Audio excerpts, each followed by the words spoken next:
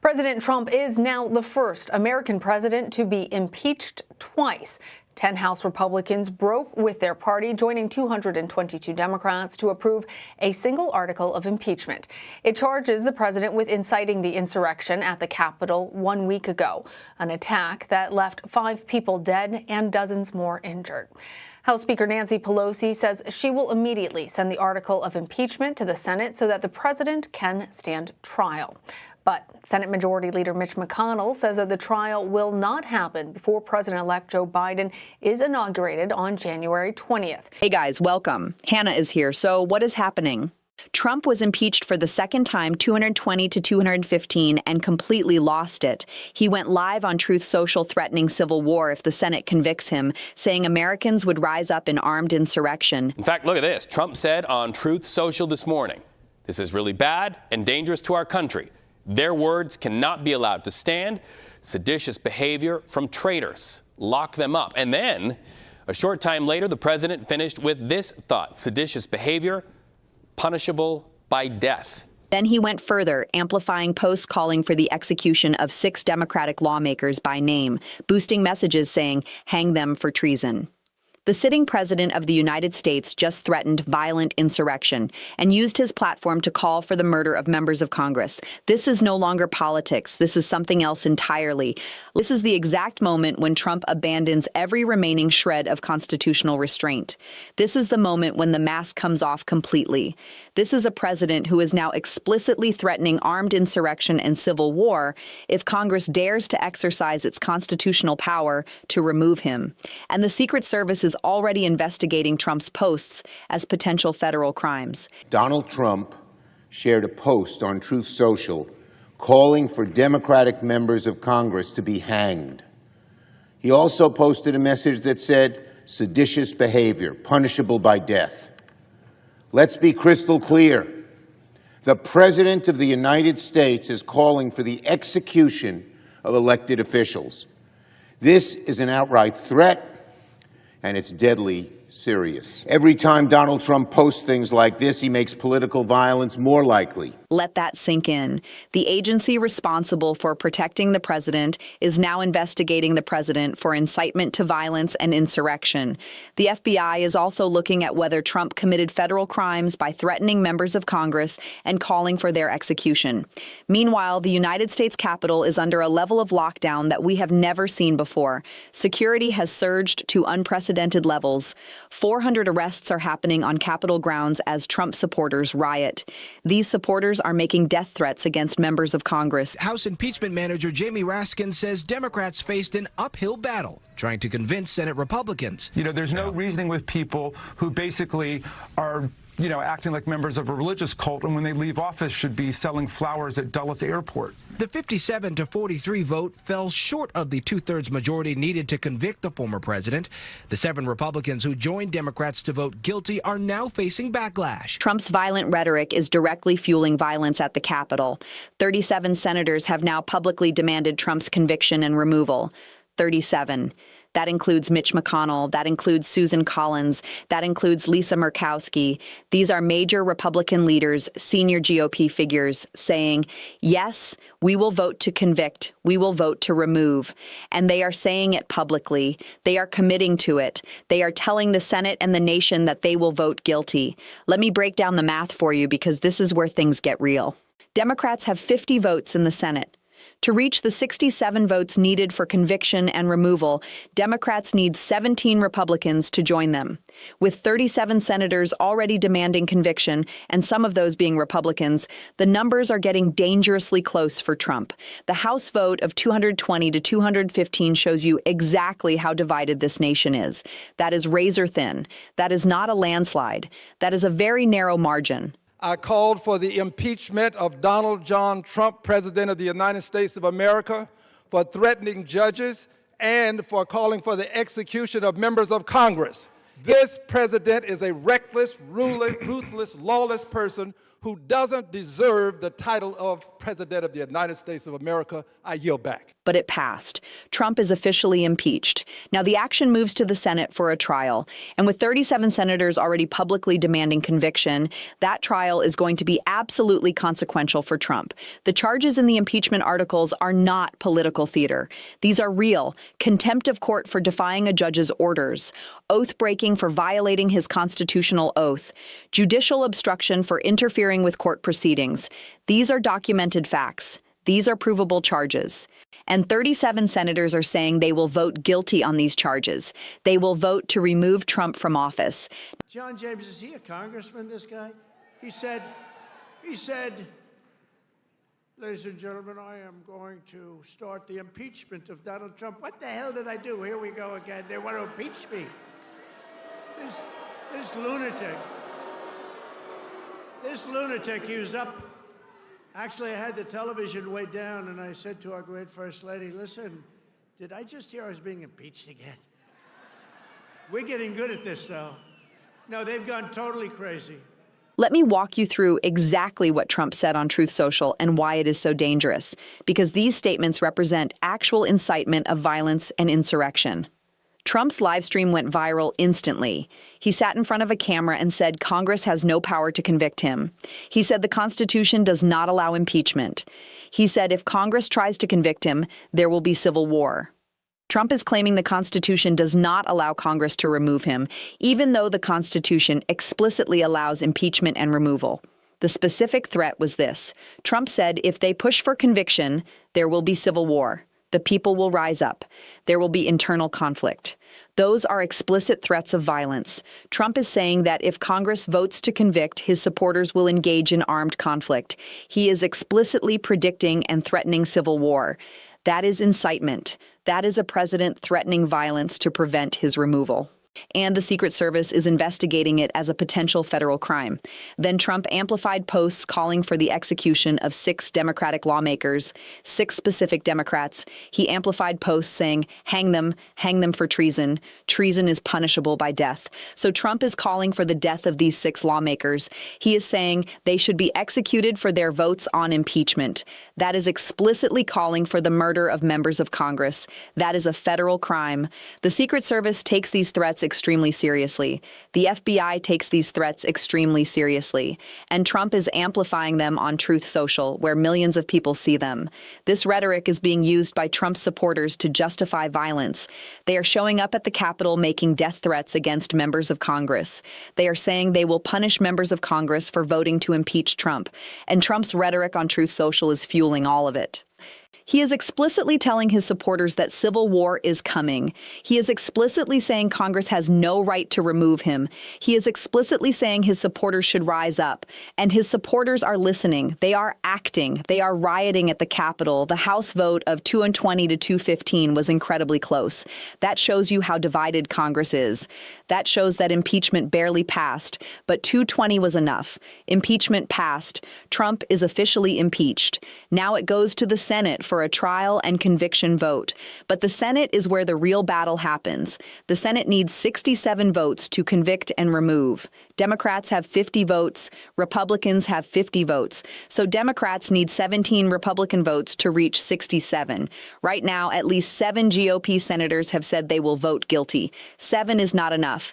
Democrats need 17. But the number could grow. More Republicans could flip.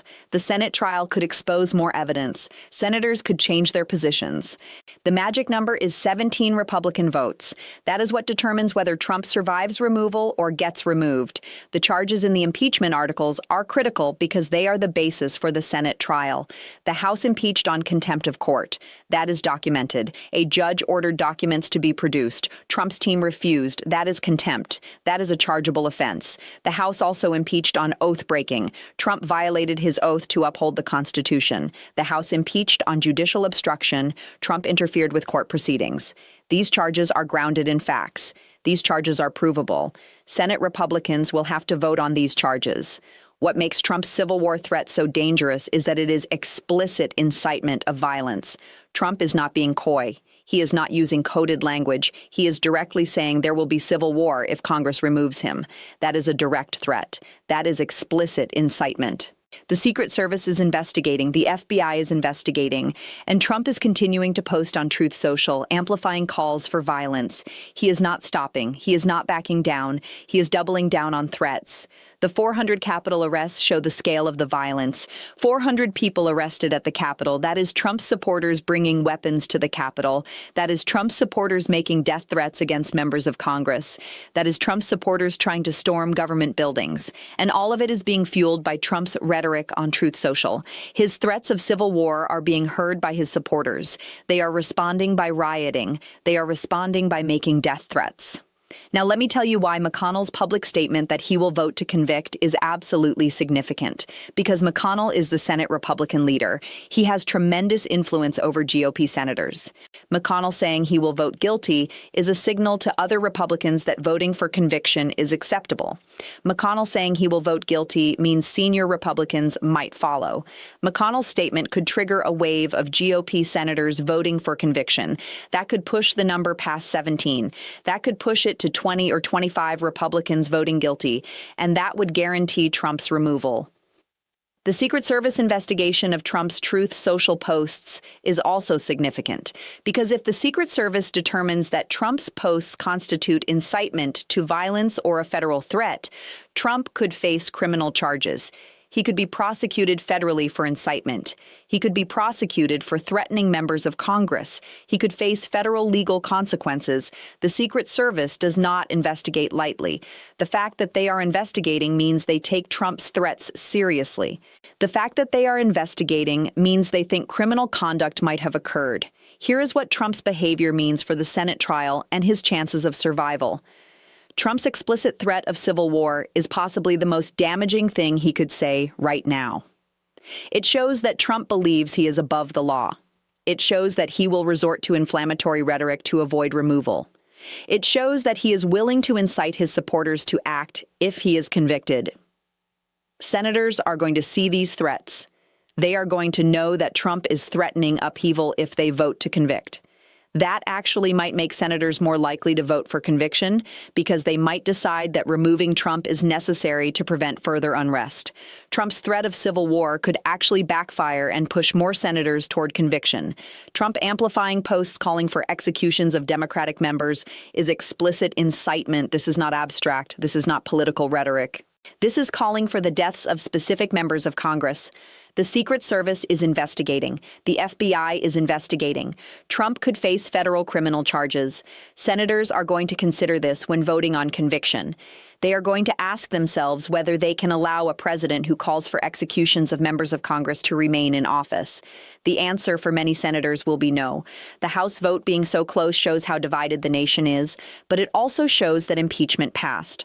220 to 215. That is barely a majority, but it passed. Trump is impeached. Now it goes to the Senate. The Senate vote on conviction is going to be different from the House vote because Senate Republicans are under different pressure. House Republicans face primary challenges from Trump-backed candidates. Senate Republicans are less vulnerable to primaries. They have more freedom to vote their conscience. They might be more willing to vote for conviction. 37 senators demanding conviction publicly is a significant statement. These senators are committing. They are saying, we will vote guilty. They are saying, we will vote to remove, and they are saying it publicly, so their constituents know. That takes political courage. These senators know that Trump supporters will be angry. They know they might face political consequences, but they are doing it anyway because they believe Trump should be removed. That public commitment is going to be hard to walk back. These senators are essentially locked into voting for conviction. McConnell voting for conviction would be the biggest statement. McConnell was waiting. He was deciding. But now McConnell has announced he will vote guilty. That is significant. That means the Senate Republican leader will vote to remove Trump. That means other Republicans have cover to follow McConnell. That means the Senate Republican caucus could fracture.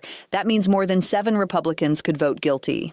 That means 20 or 25 Republicans could vote guilty, and that would guarantee Trump's removal. The Senate trial is going to be consequential for Trump because the trial will introduce evidence, the contempt defiance will be presented, the DOJ collapse evidence will be presented, all the documented misconduct, all the evidence. Senators will have to vote on all this evidence knowing that Trump has explicitly threatened civil war if they convict.